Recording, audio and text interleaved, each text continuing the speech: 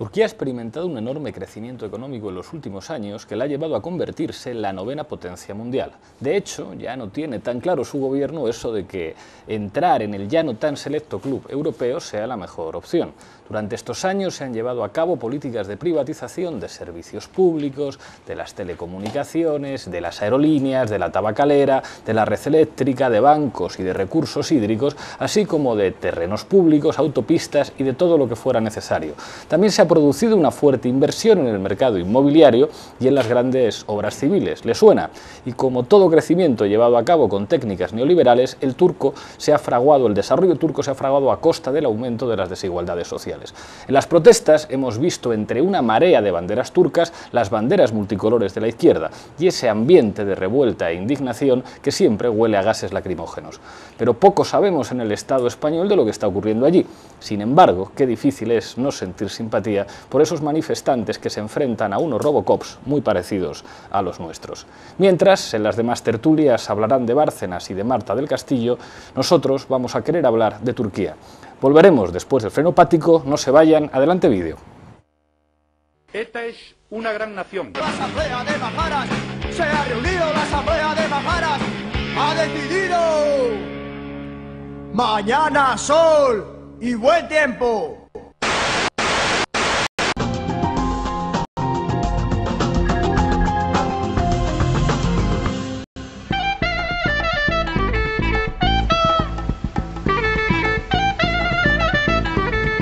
Aunque lo parezca, lo que están viendo no es ni un palacio ni un museo. Es la casa donde vive Lola, una murciana que me va a mostrar el Estambul más glamuroso.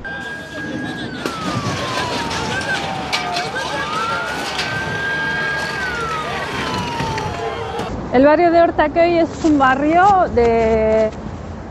bohemio, un barrio para venir de paseo, para venir a tomar un café, una copita, porque es el lugar donde vienen la gente a pasar el día del domingo. Vamos a ir a Reina. Reina es un lugar muy conocido aquí en Turquía y además hay mucha gente guapa.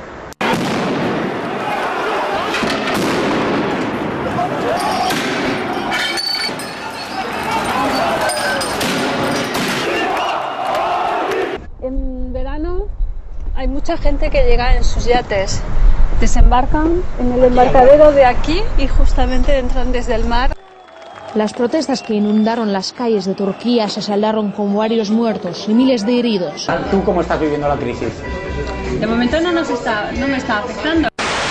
Tayyip Erdogan respondía que no tenía claro cuál era el reclamo. Es más, al referirse a los manifestantes afirmó que habría que colgarlos en los árboles. Consideren la sinceridad en estas protestas. Los medios sociales han estado llenos de noticias fabricadas, demandas infundadas y acusaciones en mi contra durante días, de modo que deberíamos colgar a esta gente en los árboles. 95% de los manifestantes ni siquiera habían estado en la plaza antes. ¿Qué esperan? ¿Que nos arrodillemos delante de ellos? Gente guapa en Turquía. Hoy, para hablar de esto, contamos con una mesa de lujo. A mi izquierda, uno de los habituales del programa, Miguel Urbán. En 40 segundos, ¿qué es lo que ha llevado a miles de turcos a enfrentarse en la calle a las fuerzas del orden de su gobierno?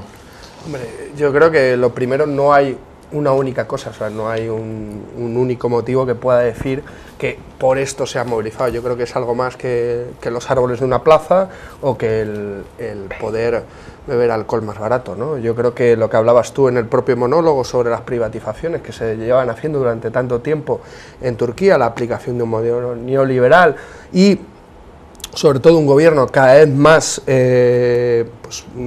rígido, autoritario, lo que ha generado en cierta medida una explosión que nos recuerda también mucho en cierta medida a lo que vivimos aquí el 15M en Madrid, ¿no? Gracias, Miguel. Nos acompaña también Roberto Montoya, periodista, miembro del Consejo Editorial de Viento Sur. Bienvenido a La Tuerca en 40 segundos. ¿Tú cómo lo ves? Bueno, yo coincido también. Evidentemente la caricaturización que ha hecho Erdogan de la protesta, plantando como que eran 4 locos preocupados por salvar unos árboles, es simplemente el parque es un símbolo de toda la especulación urbanística, la degradación del medio ambiente, pero es parte justamente de una política neoliberal, privatizadora, etcétera, es muy coherente dentro de la política de Erdogan, y creo que pintar a los manifestantes como unos jóvenes que solamente están preocupados por eso o por que no les van a dejar beber alcohol libremente, de acuerdo a las nuevas disposiciones legales, es una caricatura para encubrir realmente el malestar que se ha incubado en Turquía.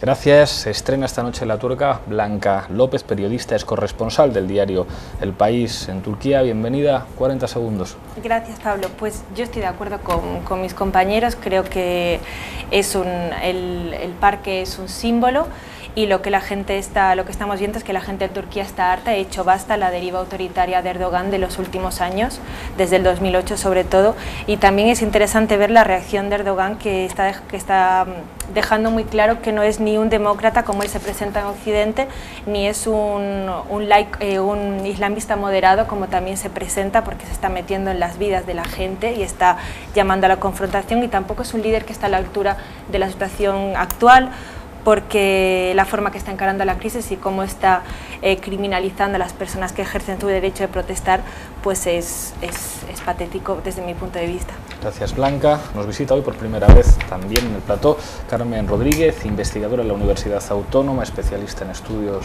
turcos. Bienvenida a La Tuerca, 40 segundos. Pues muchas gracias. Siendo un poco la línea, efectivamente hay raíces económicas y raíces políticas. Económicamente, Estambul es el reflejo de esta especulación que mencionaba nuestro compañero de mesa. Vemos que se ha producido un gran cambio urbanístico con unas construcciones de grandes rascacielos, de grandes centros comerciales, que está produciendo una enorme exclusión social, y vemos como las clases más desfavorecidas están siendo trasladadas a la periferia. Taksim es ese símbolo de cómo se quiere despopularizar una plaza pública y despolitizar una plaza que ha sido un símbolo político. También, por supuesto, es una protesta política. Greenpeace, organización ecologista, que puso una enorme pancarta en Istiklal Caddesi que dice: por mi vida, por la libertad de expresión. O sea, que hace referencia a lo que comentaba también Blanca, de la deriva autoritaria que ha recortado severamente derechos y sobre todo la libertad de expresión en los últimos años, y también ciertamente simbólica en cuanto a la propuesta de construir una mezquita en la plaza también, y la última y muy polémica ley del alcohol, pues que ha sido como poner el dedo en la llaga en unas cuestiones que han inquietado mucho a los sectores más laicistas. Muchas gracias, Carmen. Nos acompaña esta noche Lola Albiac, una habitual de Forapache, hoy por primera vez en La Tuerca. Gracias por venir, Lola. 40 segundos. Gracias. Bueno, para no repetir lo que ya se ha dicho, es curioso que los jóvenes que están en esa plaza han adoptado un lema que se ve en muchas pancartas, que es: todos somos hijos de Atatürk.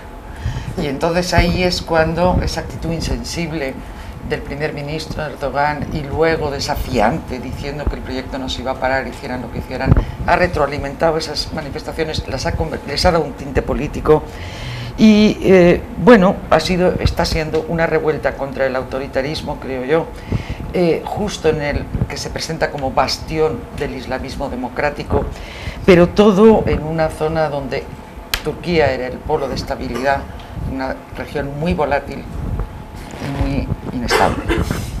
Muchísimas gracias, Lola. Y por último cierra la mesa Antonio Ábalos, investigador especialista en Turquía y en cuestiones de seguridad. Gracias por estar aquí. 40 segundos. Pues muchas gracias por la invitación. A mí me cuesta un poco pensar cuáles son las razones profundas de lo que está ocurriendo, pero vamos, es cierto que lo que ha ocurrido tiene que ver con la especulación urbanística, en el caso del parque Gezi, en Estambul, pero ha sido el detonante. Ha sido el detonante de la decepción que muchos ciudadanos tienen, ciudadanos que posiblemente han votado al AKP, en cuanto a que no ha sabido resolver los grandes problemas que había en Turquía. Centro-periferia, las cuestiones sociales y laborales, muy importante, y obviamente también las cuestiones de las minorías, aunque se ha puesto ya en el Parlamento y en la agenda política las cuestiones relativas a los kurdos. Creo que son protestas que no son solamente de los jóvenes, va mucho más allá, y de alguna manera también están reaccionando a formas del pasado, ¿no? a esa tendencia al autoritarismo que hay por parte de las clases gobernantes, habiendo sustituido el AKP a los antiguos élites que había en el país, de pronto vuelven a tener las mismas formas y creo que la gente se ha sorprendido. Una cosa que os quiero preguntar, una de las primeras lecturas que se hacía, se trata de jóvenes de clase media, laicos, profundamente urbanos, pero vemos que las protestas se extienden a barrios obreros y que los sindicatos turcos reaccionan con una convocatoria de huelga general. La pregunta va para cualquiera, ¿se puede hablar de un conflicto de dimensiones nacionales en Turquía o es una cuestión más localizada en la capital y que en ningún caso cuestiona la hegemonía del gobierno? Yo hablaría de que hay una enorme heterogeneidad en las protestas. Esto lo hemos visto. Taksim yo siempre digo que Estambul es un mosaico en el que tiene representado toda Turquía. Pues Taksim hemos tenido representado toda Turquía, desde kurdos, desde los musulmanes anticapitalistas, jóvenes de clase media estudiantes, feministas, etcétera. Hemos visto toda una serie de demandas que afectan transversalmente a diferentes grupos que en este caso están marcando la agenda reivindicativa de derechos y libertades. Se quejaban, por ejemplo, en Ankara de que el foco de atención se ha puesto en Taksim y se llegaban twitters diciendo que, por favor, estamos aquí, nos están también reprimiendo de una manera considerable. Entonces, creo que el poner el ojo en Taksim simbólicamente tiene un gran peso, pero esto nos ha hecho ver el impacto que ha tenido en otros lugares. En todo caso, yo dudo bastante de que tenga una dimensión, como tú dices, obrera y claramente nacional. Yo creo que se parece más al 15M que a las primaveras árabes, con lo que se ha mezclado a veces, pero nada que ver. O sea, es una revuelta en un país con elecciones y democrático, claro, donde sí es verdad que hay como una gota que colma el vaso de un descontento que se estaba acumulando, que es transversal, que tiene diferentes motivaciones, ¿no? Pero si uno ve la encuesta que ha habido hoy, de qué apoyo tiene todo, pues Erdogan continúa teniendo el 50% del apoyo, no coincide ya con el apoyo que tiene su partido, que es menor, y los manifestantes un 23%, y en contra de las manifestaciones un 51%, que es la Turquía profunda, la rural, la más al interior, que no son las tres capitales en que está habiendo movilizaciones. Pero es curioso ver cómo eso coincide bastante con la distribución del voto en las últimas elecciones. Miguel. No, a ver, o sea, sin estar ahí mismo es muy difícil también ver la composición, claro. O sea, y lo único que puedes hacer es informarte, leer, indagar y la curiosidad que uno tiene, ¿no? De hecho, uno está planificando sus vacaciones para irse directamente a Turquía y ver lo que está pasando, ¿no? Más allá de eso, yo creo que sí que hay datos que nos pueden orientar un poco sobre la pregunta que tú hacías. El primer manifestante que muere, 19 años, es un joven que trabajaba en una fábrica justo muy cerquita de donde muere, ¿no? Con lo cual no es una composición de clase media, laica y demás. Tradicionalmente se ha creído que gran parte del apoyo que tiene el partido de Erdogan es fundamentalmente clase obrera, musulmana, con pocos estudios, es lo que normalmente se suele decir, ¿no? Esa gente también está movilizándose, o sea, digo la que mayoritariamente vota, no las élites del propio partido, ¿no? Esa gente se está movilizando y los datos están ahí, ¿no?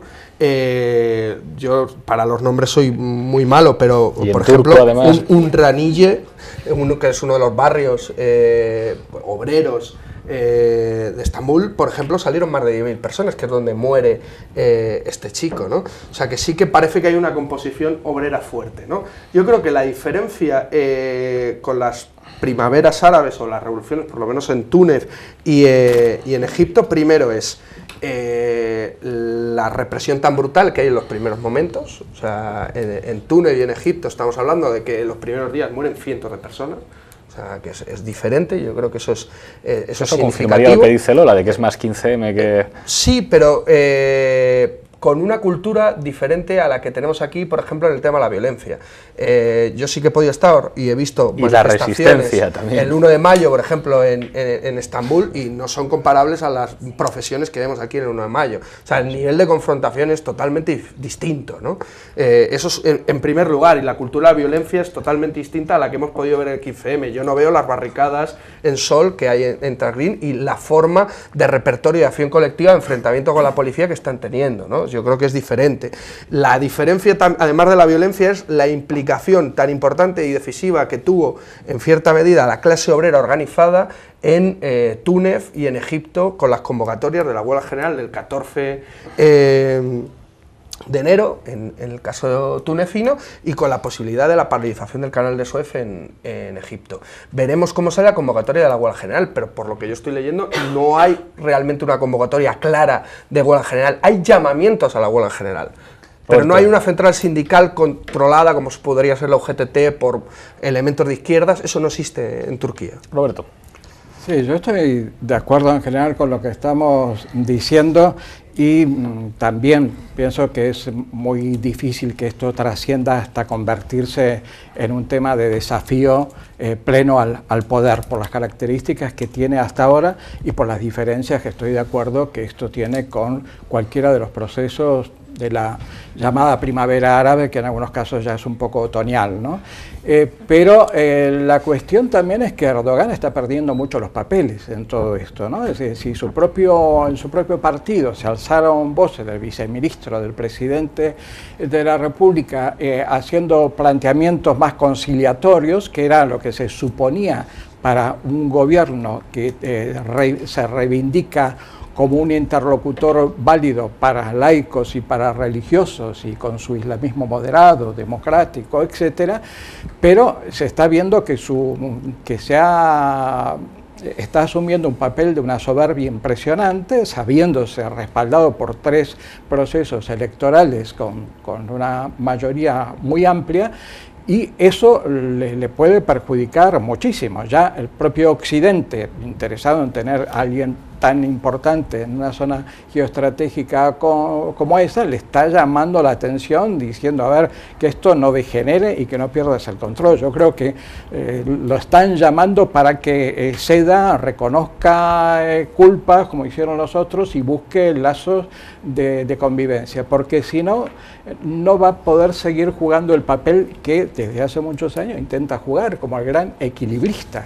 Yo creo que juega, para mí el título de sería Erdogan quiere ser equilibrista a nivel nacional, a nivel interno, y equilibrista a nivel internacional, ¿no? Me dicen que tenemos al teléfono a Daniel Iriarte, corresponsal del diario ABC en Turquía. Buenas noches, Daniel. Hola, buenas noches. Muchísimas gracias por atendernos. Recuerdo a nuestros invitados que pueden preparar alguna pregunta para Daniel. Ya que estás sobre el terreno, te queremos preguntar, porque hemos visto desalojos y reocupaciones de la plaza por parte de los manifestantes, ¿cómo está la situación en estos momentos?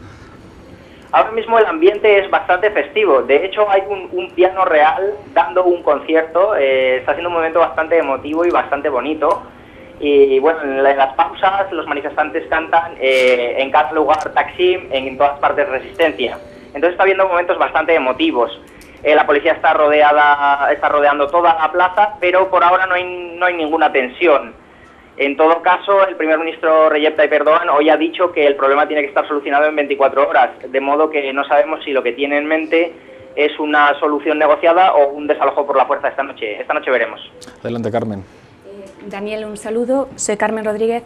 Quería preguntarte parece ser que hoy ha habido una reunión de Tayyip Erdogan con representantes que han sido muy cuestionados de la sociedad civil para hablar de una posible salida. ¿Sabes algo del resultado de esta reunión? Pues en realidad, incluso si hubieran llegado a algún acuerdo, realmente no creo que esto vaya a servir para solucionar el problema de forma negociada.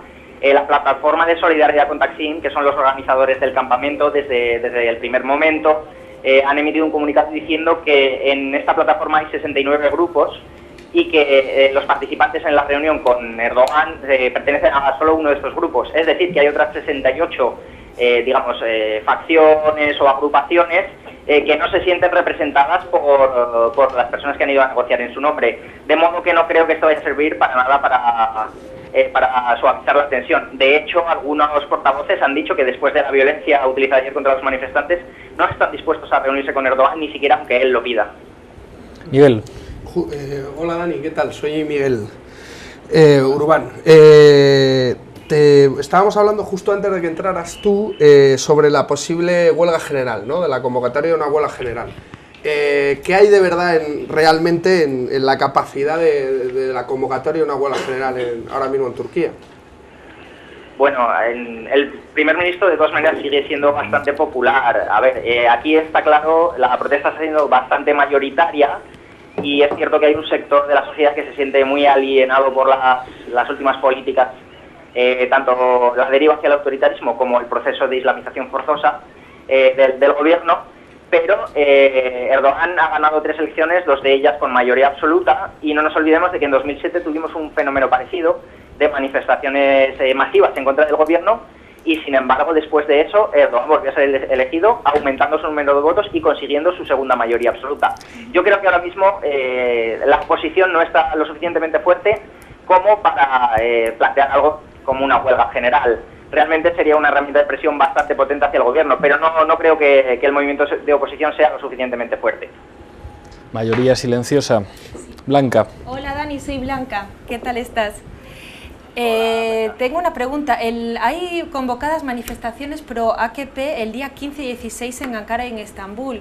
¿Qué se espera que vaya a pasar? ¿Hay algún tipo de preparación para esto? ¿Va a haber confrontación? ¿Tú qué nos puedes decir? Bueno, yo doy por hecho que las manifestaciones van a ser absolutamente masivas, no solamente porque Erdogan sea popular, sino también porque cuentan con toda la infraestructura del partido detrás, en términos de transporte público, fletar flotas de autobuses. De hecho, hay un rumor, no está confirmado, pero bueno, parece que realmente es un rumor, así que lo voy a dejarlo como tal, pero el partido ha anunciado que se pagará, se abonará la gasolina a aquellos que acudan al lugar desde el extrarradio. Wow. Y lo que sí que está confirmado es que se han enviado mensajes a los militantes del partido diciéndoles que deben acudir a las manifestaciones, porque si no, esto tendrá consecuencias. Entonces estamos hablando de un partido con millones de afiliados y además con toda la estructura, tanto del partido como de la estructura del Estado, ¿no? Entonces estoy absolutamente seguro de que va a ser una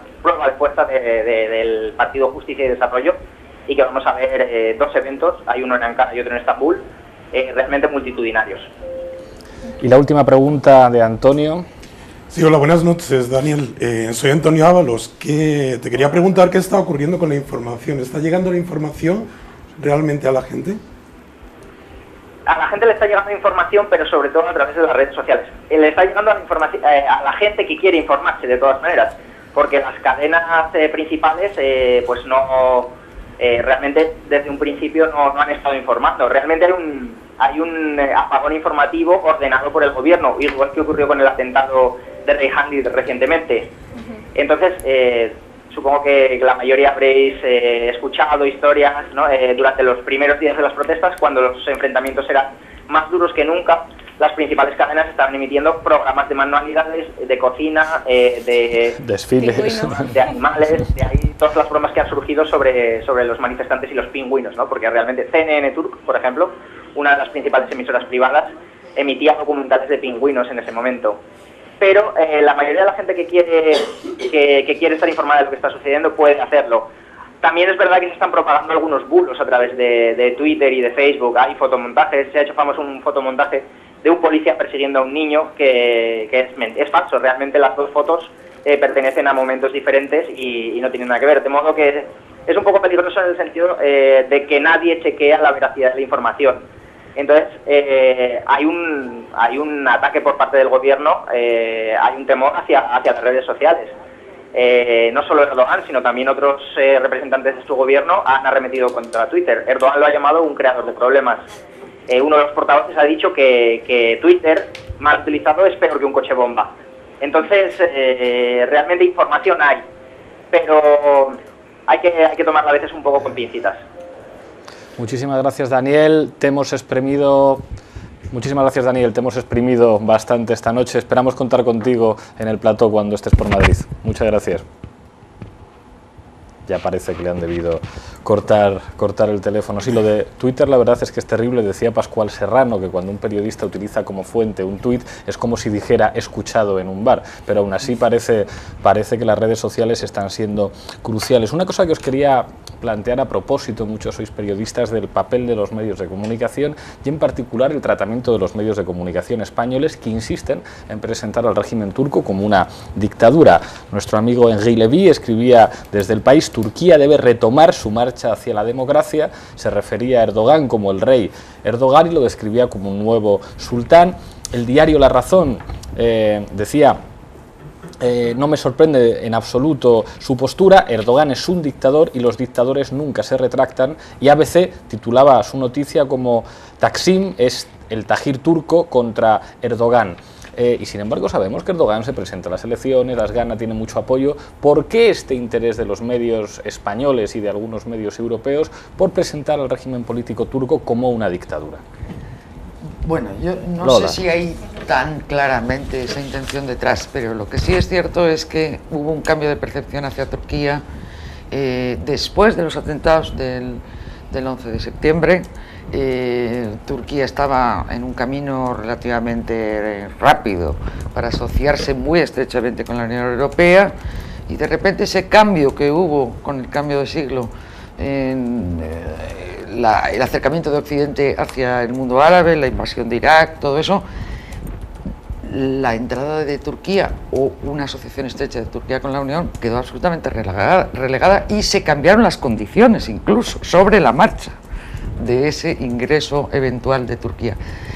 Eso lo define el Premio Nobel de Literatura turco Orhan como Europa rompió muchos corazones en Turquía. Yo creo que ahí eso coincidió con un momento en que Turquía estaba en una cierta crisis económica. El Fondo Monetario tuvo que inyectar miles de millones, estaba prácticamente en la bancarrota por entonces. Entonces les juntó un poco todo, y también el querer pasar página de un modelo donde había un poder civil, pero el ejército era el poder detrás del trono, de algún modo. Y ahí aparece Erdogan y su partido por el desarrollo y la justicia, y aparece como un nuevo modelo, una nueva opción que puede retomar la cuestión con Europa,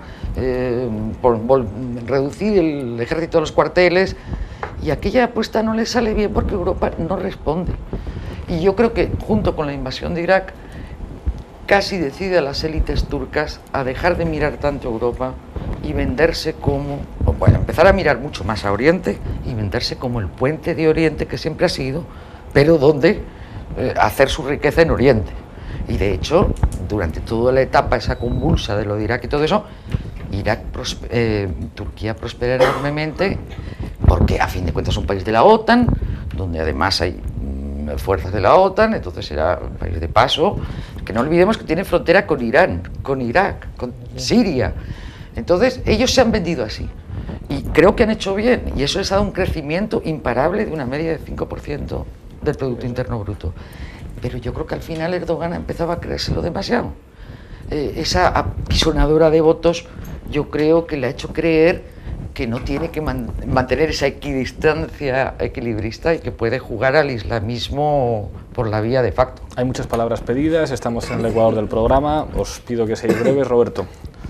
Sí, yo no sé si hay una visión tan uniforme de los medios de comunicación españoles sobre Turquía, pero creo que en estas cosas a veces no hay que pensar tanto en conspiraciones o cosas raras, que en otros lugares los hay, se juegan intereses multinacionales, etcétera, sino que aquí también hay mucho prejuicio a cualquier Estado que se declare, no se declara como islámico, pero al partido gubernamental que se declare como islámico y la primera dama aparezca con velo, ya provoca toda la islamofobia por ese lado. Y si a eso se añade de que empieza a haber una serie de disposiciones legales que ya ponen en el límite con lo que dice la Constitución que salió después de la caída del Imperio Otomano, de que es un Estado secular, pues ahí ya se agrava la situación y ya se empaqueta como parte de la misma situación de los integristas.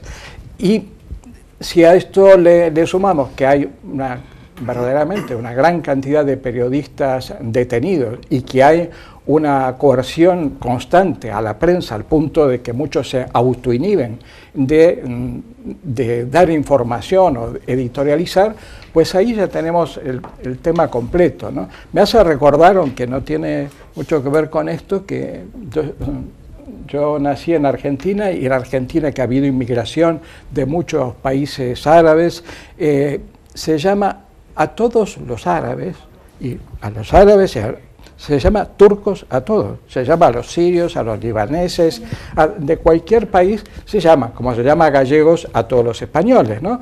Pero pareciera como que también eso se refleja en la sociedad y los medios de comunicación españoles, en poner en el paquete de peligrosos a todos esos, sin saber de que sus propios gobiernos están muy interesados en que Erdogan esté allí, aspira a entrar en la UE, está en la OTAN, es un aliado clave de Occidente, ¿no? Pero se disocia todo eso. Miguel, después Carmen, insisto en que seáis ágiles en las intervenciones. Los que cayeron con las revueltas árabes del 2011 también eran todos aliados de Occidente, y al final cayeron todos, o sea que yo creo que al final eso pero perdona, ninguno estaba en la OTAN ni aspiraba a entrar en la UE. Ya, pero no es, o sea que no termina de ser, pero vamos, por ejemplo, Egipto era una pieza, y es una pieza clave en el tema de la estabilidad y demás. El problema es la concepción que tenemos del tema democrático de votar cada 4 años. ¿Es una democracia votar cada 4 años? Si ese es nuestro estándar, Turquía es una democracia, se vota cada 4 años. Claro, desde 2009 en Turquía se han detenido a más de 8.000 políticos, abogados, profesores, escritores y periodistas pro-kurdos. 8.000 desde el 2009. ¿Eso es una democracia? Claro. O sea, pero yo digo pro-kurdos, 8.000. O sea, pero hay un partido entonces digo, es una democracia, por ejemplo, podríamos considerar dentro del test democrático, por ejemplo, cuando se ilegalizaban periódicos aquí, porque aquí se ilegalizaban periódicos, o cuando se detenía a gente por hacer política, también aquí en el Estado español, que había calidad democrática. Yo creo que no. Y se votaba cada 4 años. Entonces yo creo que en Turquía no hay... No. Yo estoy hablando ahora mismo de Turquía y el Estado español en torno a una cuestión en este tema de la cuestión nacional kurda, la cuestión nacional, por ejemplo, vasca, ¿sabes? En donde había 2 movimientos armados en ese momento. Y eso justificaba, en Turquía justificaba una serie de cuestiones y aquí justifica otro tipo de cuestiones. El tema es, para mí, eso no da calidad democrática a Turquía. Y además el grado de represión que ha habido con las manifestaciones de la izquierda tradicionalmente es brutal.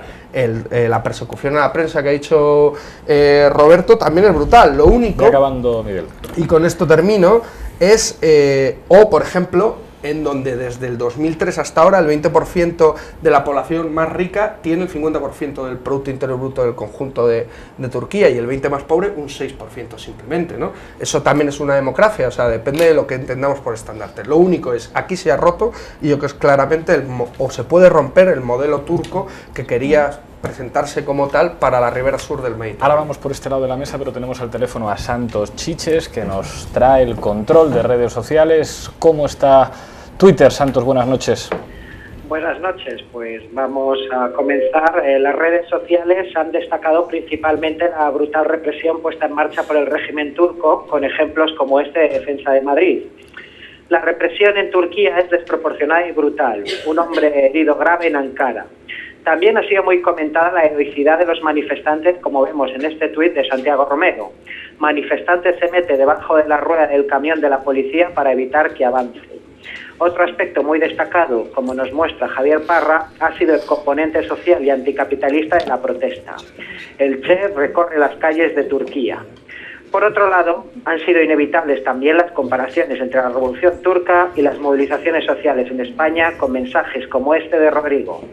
En Turquía tienen 3 días de huelga general. En España tenemos a comisiones y UGT. En esta misma línea de comparación tenemos el tuit de Pablo Gallego. Un sistema acabado es cuando la oposición al gobierno no es otro partido, sino los movimientos ciudadanos. Turquía, España, claros ejemplos. Y Borja hace referencia con su tuit a la vocación europeísta del régimen turco. Otra cosa no sé, pero Turquía cada vez parece más europea. Indignados, líderes que no escuchan a la gente, qué esfuerzo denodado por entrar. Daniel nos recuerda con su tuit que no ha sido Occidente, sino Turquía y Oriente la que ha marcado varios cambios de era. La historia oficial habla de Roma y Colón como los cambios de era. No, los cambios los marcó Turquía. Bizancio, Constantinopla, Estambul, ojalá siga. Y para terminar, tenemos esta gran exclusiva del periodista de la CNN, Iván Watson. La CNN turca muestra un vídeo de la policía con los números de identificación cubiertos en sus cascos, lo que implica que no pueden ser identificados en caso de abuso. Y con este gran descubrimiento nos despedimos. Impresionante la CNN. Muchas gracias, Santos. Carmen. ¿Qué tipo de democracia tenemos en Turquía? Pues una democracia efectiva que está en un proceso de democratización. Cuando se produce el golpe de Estado en Turquía en 1980, vamos a tener de resultado una democracia efectiva de tipo tutelado por los militares e iliberal, con severas restricciones en derechos y libertades. Ha llovido mucho desde los años 80, pero desde luego el gran impulso a la democratización turca se lo va a dar la candidatura a la Unión Europea. Hay una maravillosa luna de miel, digamos, hasta el año 2005 entre Turquía y la Unión Europea, y el AKP va a ser uno de los grandes promovedores de estas reformas. A partir del 2005 hemos visto un statu quo en las reformas y un retroceso en algunas de ellas, sobre todo, evidentemente, en libertad de expresión, que esto es una cuestión clave. Y el riesgo con el que nos enfrentamos ahora es que hayamos pasado de una democracia tutelada por los militares e iliberal a una democracia delegativa donde se fusionen los tres poderes, ejecutivo, legislativo y judicial, y donde de nuevo haya recortes en derechos y libertades. Y solo decir que llama la atención desde luego la inmadurez política de un primer ministro que hace año y medio se quejaba de los gobernantes árabes por tratar de determinadas maneras a su población, y que nos ha dado imágenes muy similares a las que él mismo criticaba hace un año y medio. Gracias, Carmen. Antonio. Sí, desde el punto de vista de lo que estás preguntando, de la cuestión del autoritarismo que existe o que puede entenderse que existe en Turquía, pues también hay que tener en cuenta cuál ha sido el papel del exterior. O sea, la situación que tiene Turquía geográficamente implica necesariamente que siempre está comprometida con un lado o con otro. Hablamos de Oriente y Occidente porque ahora estamos obsesionados. Has nombrado tú antes la cuestión del 11M, yo creo que no ha cambiado especialmente. Nos olvidamos que poco antes de los atentados en Madrid también hubo un atentado en Estambul, que se llevó por delante el consulado británico, con lo cual también en Turquía han sufrido esos atentados. Turquía no ha marcado nada, ha sido también una víctima de esos atentados y del islamismo.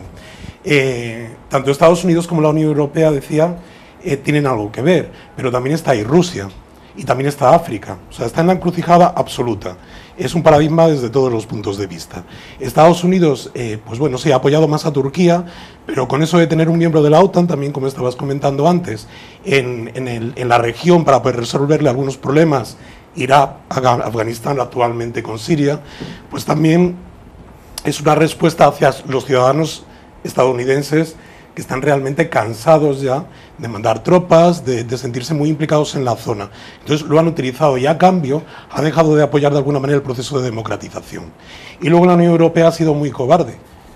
Tiene muchas reticencias, muchos de los países, pero no ha sido por lo que han mostrado en su discurso. Su discurso ha sido un discurso cuasi colonialista guión cultural. O sea, son musulmanes, bueno, vaya usted allí a vivir y se dará cuenta que son tan musulmanes como aquí católicos. Obviamente hay una incidencia de la religión y de la práctica religiosa, pero no es lo fundamental. No toda la gente va corriendo los viernes a las mezquitas, como no toda la gente va corriendo a las iglesias los domingos aquí. Entonces se han olvidado por parte de Estados Unidos algunas veces de apoyar ese proceso, y eso también ha hecho que Erdogan se sienta de alguna manera con capacidad de poder hacer todo. No hay nadie que le censure desde el exterior, de hecho se siente con bastante capacidad moral para juzgar lo que ocurre en los países árabes, y al tiempo, desde el punto de vista interno, ha dominado el partido, el AKP.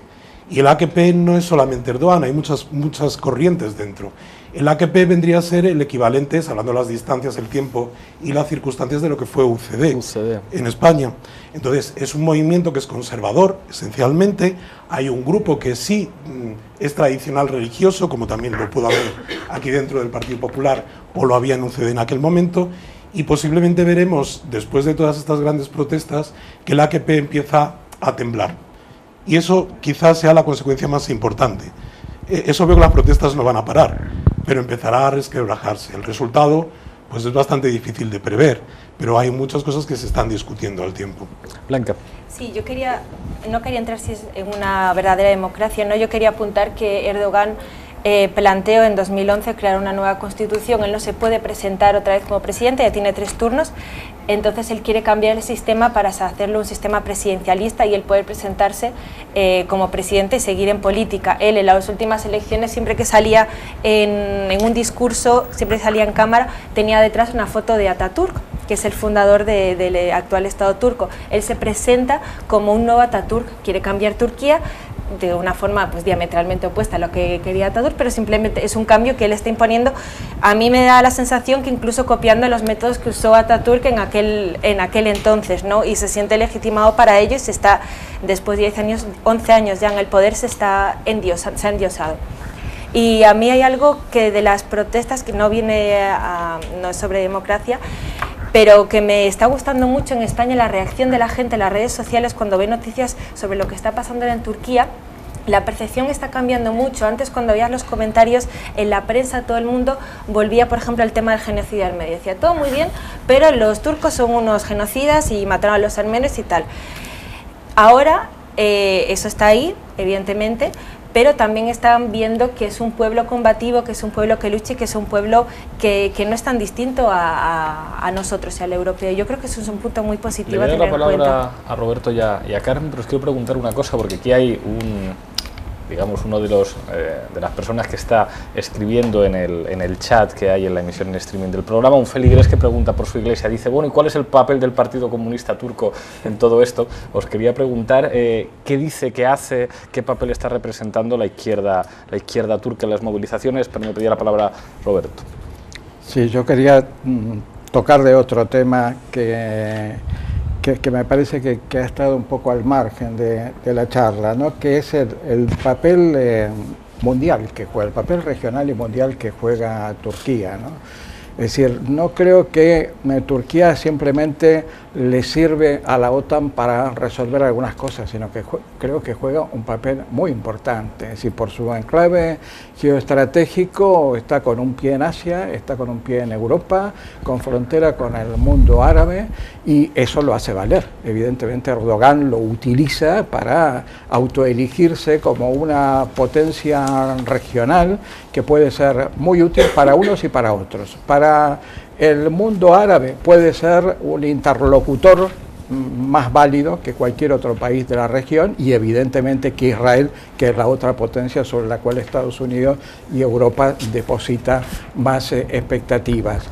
Y para Occidente es utilísimo porque ese es su único pie que tiene frente a toda esa región, y presenta como un modelo. Es un Estado democrático, con 3 elecciones democráticas, con un proceso que, salvo las restricciones que ya hemos relatado aquí, cumple las formalidades de una democracia, que puede jugar un papel en Afganistán, en Irak y ahora en Siria. Ahora en Siria se ha esforzado muchísimo Erdogan en mostrarse como que es una apuesta mejor a dejar a Israel que intervenga, que provocaría una reacción de Irán que pone con muchas contradicciones internas al resto de países árabes, con lo cual Erdogan eso lo hace valer constantemente. Es un miembro fuerte, uno de los ejércitos más poderosos dentro de la OTAN, por otro lado, y al mismo tiempo tiene un valor energético muy importante. Estados Unidos ha tenido, y la Unión Europea sobre todo, que para recibir el gas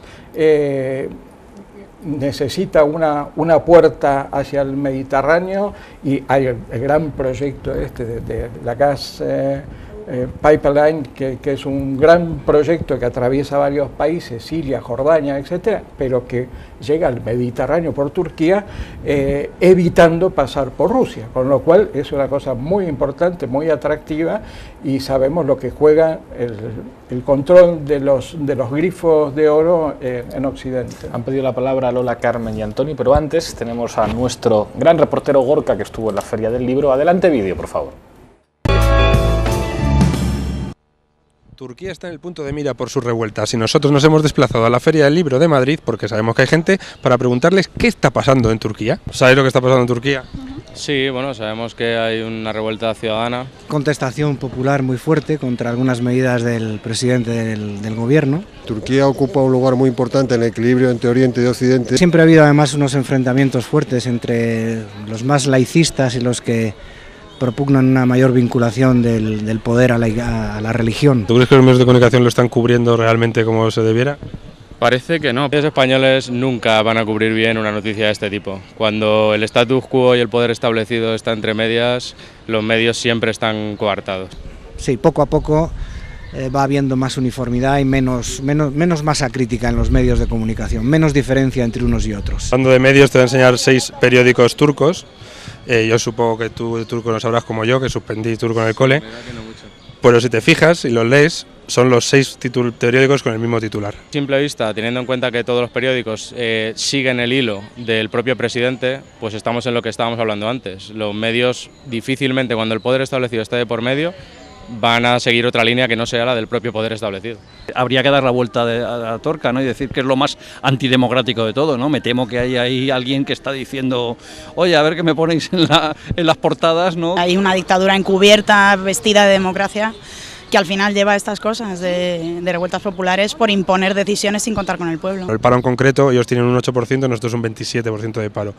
¿Crees que somos muy blandos nosotros o ellos muy radicales? No, creo que somos muy blandos y que ojalá estuviéramos como están ellos, porque a lo mejor no habríamos llegado al 28. Muy blandos, evidentemente, y ellos no son muy radicales, es decir, ellos hacen lo que deberíamos de hacer todos. ¿Cuándo somos capaces de aguantar? Porque nos están haciendo de todo y aquí no pasa nada. No soy partidario del radicalismo nunca, o sea, hasta había que pasar a cuchillos unos cuantos. Tendríamos que explotar, o sea, pero tipo Turquía directamente, o sea, y tomar la Moncloa. Podía sacar muchas conclusiones, pero para no aburriros me quedo con una. Yo que pensaba que los españoles éramos tíos duros y resulta que a la hora de quejarnos al lado de los turcos somos como bebés de parvulario. Los liberales defendían el sufragio censitario. Yo creo que si solamente votara la gente que va a la Feria del Libro, a la izquierda nos iría bastante mejor. Había 3 palabras pedidas, os voy a pedir que seáis breves porque nos queda muy poquito tiempo. Lola, rapidísimo. Bueno, quería profundizar sobre ese asunto de el partido en el gobierno, de la justicia y el desarrollo como la democracia cristiana islámica, modelo que puede servir para otros países de mayoría musulmana, ¿no? Yo creo que eso Erdogan lo ha forzado en los últimos años. Hay un ejemplo, ese puente que se ha inaugurado sobre el Bósforo, sí, poniéndole el nombre de ese sultán. Y parece que hay signos también de que hay una querer reinterpretar la identidad turca, ya no como en Atatürk, que es del consenso de todos los turcos, sino como una identidad suní, que no alawí o chií. Y ahí ya la gran pregunta para mí es qué pasará con ese, o sea, cómo va a influir esto en el partido de gobierno, que efectivamente es una suma de muchas corrientes. El presidente Abdullah Gül no ha seguido a Erdogan en esa deriva tan, digamos, autoritaria. Vamos a ver si porque la oposición está muy atomizada, el Partido Republicano del Pueblo no es capaz de canalizar todo ese movimiento. En general los corresponsales de allí dicen que esencialmente son jóvenes que eran apolíticos hasta ahora, aunque haya también otras capas sociales y tal, pero que lo que más sorprende es que esos jóvenes que no se interesaban por la política son los que están la llama. ¿En qué se traducirá eso en las elecciones? Está por ver. Carmen. Es un punto de flexión muy interesante porque vemos que la sociedad civil, ligando un poco con lo que algunos de vosotros, como Antonio, Blanca, habéis comentado, por fin se muestra en contra del dirigismo de la élite política. Turquía ha sufrido enormes transformaciones desde su fundación, todas dirigidas por la élite política, que ha dicho hasta aquí va a llegar la democratización, hasta aquí va a llegar la modernización. Hemos visto que la AKP traía otro tipo de proyecto, también dirigido desde arriba, y es muy interesante cómo la sociedad civil ha dicho desde abajo, no, o sea, nosotros queremos este tipo de agenda y nosotros queremos este tipo de transformaciones. Lo que ocurre en Turquía es que nos encontramos con que no hay una alternativa política progresista capaz de aglutinar todo esto. La izquierda quedó dañadísima después del golpe de Estado de 1980, tanto la izquierda como los movimientos prokurdos fueron los que sufrieron represiones. Sufrió la represión un gran elenco de partidos políticos, pero los que no se pudieron recuperar del golpe de Estado fue realmente el movimiento de izquierda. Nos encontramos con un partido, el CHP, que es de centro-izquierda, pero que en los últimos años su discurso no ha sido un discurso reformista y progresista, ha sido un discurso pro statu quo, laicismo férreo y un discurso nacionalista que se ha puesto incluso a favorecer la situación de la población kurda. Con el nuevo líder, Kemal Kılıçdaroğlu, vemos un partido de centro-izquierda, el CHP, que se acerca de nuevo a más demandas que tienen que ver con libertad de expresión, con democracia, etcétera, pero que está dividido. Hay un núcleo duro que cuestiona este liderazgo de Kılıçdaroğlu y que no le deja realmente, pues digamos, proponer esas medidas progresistas que lo harían un partido de verdad de alternativa en Turquía. Es decir, que el CHP está todavía muy por detrás de lo que se demanda en las plazas. Ahora mismo vamos con Antonio, pero antes tenemos al teléfono a Santi Albarrico. De nuevo invito a los contertulios de La Tuerca que le formulen preguntas. Buenas noches, Santi, ¿cómo estás? En Túnez. Buenas noches. Pues quería preguntarte, Santi, ¿se podrían establecer paralelismos entre lo que vimos en las primaveras árabes y lo que estamos viendo en Turquía en estos días? Bueno, paralelismo sí, y al mismo tiempo enseguida habrá que llamar la atención sobre las diferencias. Paralelismos que incluso desde la propia plaza de Taksim han sido de alguna manera asumidos, ¿no? Yo quiero recordar que en vísperas de la visita de Erdogan a este país, que se produjo el miércoles pasado, pues los manifestantes de Taksim enviaron una carta al pueblo tunecino reconociéndose, identificándose con la revolución tunecina y pidiendo por favor que protestaran por la visita de Erdogan y pidieran la inmediata suspensión de la represión de los manifestantes en Taksim. De manera que sí que hay obviamente una relación que tiene que ver con un imaginario que probablemente han desencadenado las revoluciones árabes y que al mismo tiempo luego hay que sobre el terreno relativizar, porque en efecto yo creo que hay algunas diferencias notables que tienen que ver tanto con las causas como con las propias consecuencias. El hecho de que nos guste o no, en Turquía no hay una dictadura como la que había en Túnez o en Egipto, y al mismo tiempo con el hecho de que las causas tanto en Túnez como en Egipto eran claramente más sociales y económicas que abiertamente políticas. Nos preguntábamos, decías que efectivamente en Turquía no hay regímenes políticos dictatoriales como en Túnez y en Egipto. Nos preguntábamos hace un momento en el programa por qué cierta prensa española se empeña en equiparar al régimen político turco con las dictaduras árabes.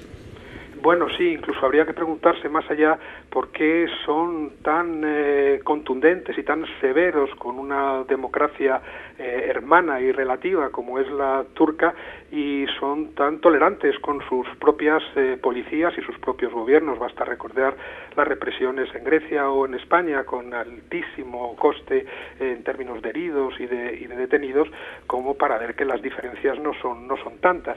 Y bueno, pues evidentemente yo creo que aquí hay elementos que tienen que ver con contextos internacionales, más allá naturalmente de que, como siempre, hay unos clichés islamofóbicos que se aplican sin mucho criterio, teniendo en cuenta que el gobierno de Erdogan es más neoliberal que islámico. Una pregunta de Miguel y te despedimos, Santi. Hola Santi, ¿qué tal? ¿Cómo estás? ¿Qué tal? Un abrazo muy fuerte, lo primero. Un abrazo para ti. Una cosa que no hemos hablado, pero yo creo que se debe estar también, y además en cierta medida también las revoluciones árabes sonó, es que las protestas se pudieran utilizar como una especie de excusa para dar un golpe de mano por parte de los militares, ¿no? O sea, que estaba habiendo ruidos de sables en Turquía.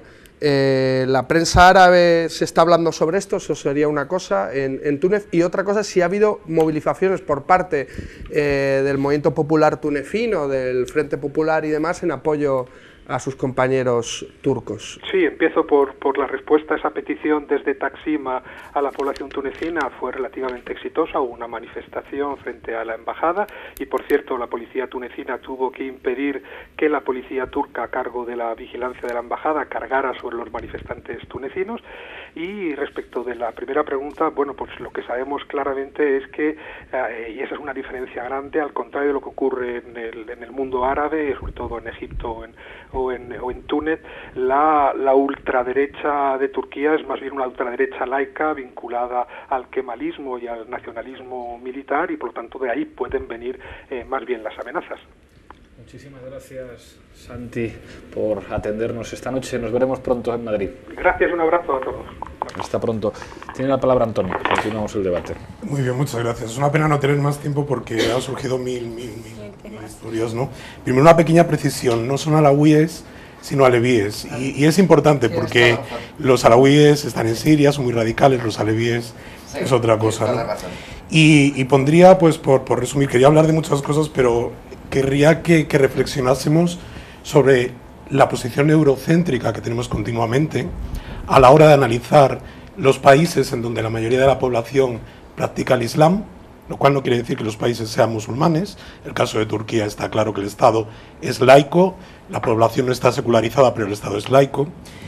Y obviamente no utilizar el filtro del orientalismo a la hora de poder hacer análisis sobre lo que está ocurriendo. Y de ahí viene la insistencia en todos los medios de querer utilizar o de decir que Turquía puede ser un modelo para los países árabes. Turquía y lo que ha ocurrido en los países árabes no tienen nada que ver, absolutamente nada que ver. Turquía se parece más a Europa, una Europa del sur. Erdogan se ha vendido como modelo, así lo declaró en su primer viaje Claro, a Egipto. Evidentemente, porque también se lo han permitido dentro de lo que antes comentaba también en mi anterior intervención en cuanto a que quiere fijar su posición de potencia regional, ¿no? El primero que viaja a Libia. Sí, es Erdogan, porque de alguna manera quiere perdió un montón de negocios entre Libia. Lo que estaba comentando antes Roberto, o sea, de alguna manera la posición geoestratégica de Turquía es muy interesante, pero además importantísima, esencial. O sea, es la clave para poder entender los movimientos que están ocurriendo en todo este gran eje continental que es el norte de África, también el sur, no nos olvidemos el Sahel, lo que está ocurriendo últimamente, Asia, Medio Oriente, etcétera. Pero obviamente no es un modelo porque no han tenido la misma trayectoria y tú no puedes ponerle una historia desde 1950, es una democracia formal, obviamente, pero es una democracia. En la década de los 50 fue una democracia considerada además como que formaba parte de esa tercera ola de democratización tras la Segunda Guerra Mundial. Ha tenido todos estos accidentes, ¿no? Los golpes de Estado en los 60, en el 71, en el 80, etcétera.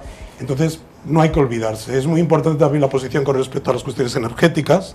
Es básico y esencial para Europa, pero Europa, la Unión Europea, ha dejado de cuidar eso y nos está afectando.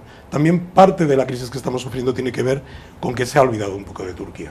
Blanca. Sí, yo quería hacer un par de puntualizaciones de lo que se ha dicho, de cosas que se han dicho en la mesa, mis compañeros. Primero, cuando hablabas de Lola del puente, el puente no está construido, sino que se ha proyectado ya.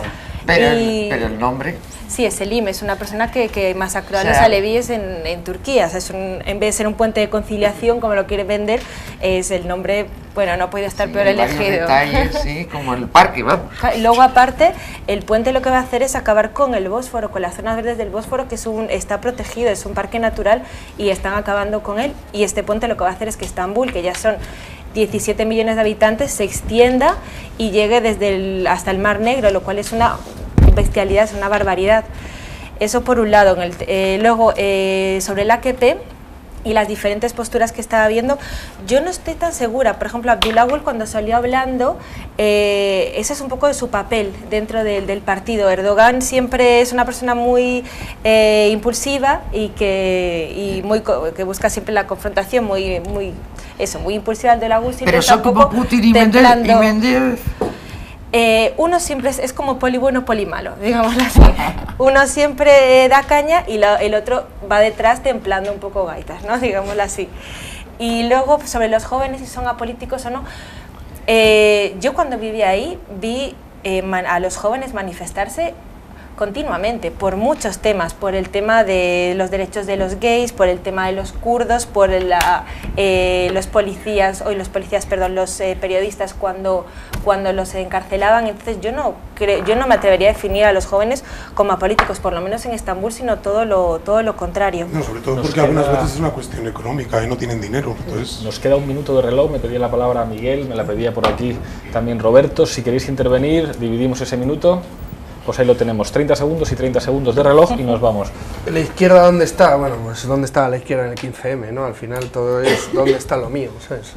Realmente yo creo que la izquierda está, pero está en un movimiento mucho más amplio que no simplemente es levantar una bandera roja, y que yo creo que se determinará en el camino sus acciones, yo creo que también determinará en su programa. Lo que sí que está encima de la mesa con el tema de la plaza, y con esto termino donde empezamos, es que lo que sí que hay es una guerra de memoria y de identidades, ¿no? La izquierda considera esta plaza como la plaza del 1 de mayo, ¿no? Por las 42 personas que murieron en las protestas del 77, ¿no? Y justamente ahí es donde querían construir un centro comercial que era mostrar verdaderamente el triunfo de un modelo neoliberal en Turquía. Gracias. Y eso es lo que hay en disputa ahora mismo. Gracias, Miguel. 25 segundos, Roberto. Sí, dos palabras sobre las Fuerzas Armadas. Es verdad que las Fuerzas Armadas ya tienen un historial de golpismo. Desde los años 60 han intervenido varias veces con golpes de Estado, irrumpiendo procesos democráticos, pero también Erdogan, sabiendo de que por ahí puede venir un enemigo importante, pues se ha preocupado desde 2011 en adelante, sobre todo, a detener a cientos de oficiales que participaron en el golpe de 1980, y en enero pasado han detenido al propio jefe del Estado Mayor del Ejército turco, el general Karadağ, considerado cerebro de aquel golpe de Estado. Pero el ejército turco también se endulza con la OTAN, con el papel que puede jugar en la OTAN y en la región. Muchísimas gracias, Roberto, muchísimas gracias a los 6. En La Tuerca hemos vuelto a demostrar una semana más que aquí hacemos los debates que otros no quieren o no se atreven a hacer. Nos vamos con La Tuerca Rap, esta vez con una mujer rapeando desde Donosti. Es Furia, os dejamos con sus rimas. Nos veremos la semana que viene aquí, en La Tuerca. Para estar así contigo, yo prefiero terminar. Don Gallardón, pim pam pum, Don Gallardón, clic clac boom, Don Gallardón, estoy al límite. Soñé que estaba viva y que era dueña de mis lindes, casi muero al despertar frente a la caja de los cuentos de Allan Poe. Hora de la comida, informativos, Telecinco y el horror se llama boecoprofagia. Es tragarme a Gallardón estupefacta, no doy crédito. Los nietos del caudillo quieren gobernar mi útero, mi coño. No es vuestro templo bendito, mi cuerpo, mi cuerpo, mi cuerpo. Mis entrañas donde habito, el lugar donde provengo, mi terreno, lo más mío. Los pilares donde erguida yo os maldigo. Yo os recuerdo sodomía con rosarios, que en eso ya sois expertos reprimidos. Salid ya del armario, misóginos, aburridos, perversos, fascistoides de alta cuna. Bien nacidos, mendigos de epopeyas, portavoces de las tíos, se nos respiras el odio. Es que la mierda nos sale de tu tabique de platino.